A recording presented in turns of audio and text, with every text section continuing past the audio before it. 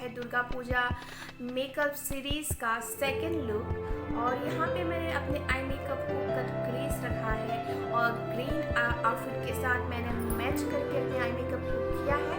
Hope आप लोगों को वीडियो देखिए अच्छा लगेगा, और अगर अच्छा लगे तो प्लीज़ चैनल को सब्सक्राइब कर दीजिएगा, वीडियो को लाइक कीजिएगा और साथ में जो बेल आइकन है छोटा सा उसे भी प्रेस कर दीजिएगा ताकि मैं जब वीडियो डालूँ आप लोगों को उसका नोटिफिकेशन मिले। और मुझे आप लोग फेसबुक या इंस्टाग्राम में भी फॉलो कर सकते हैं, इसका भी लिंक मैं दे दूँगी डिस्क्रिप्शन में, वहाँ पे जाके चेक कर सकते हैं। और आज मैंने जितने भी प्रोडक्ट्स को यूज़ किया है सबका डिटेल्स मैं डिस्क्रिप्शन में दे दूँगी, आप लोग वहाँ पे जाके देख सकते हैं।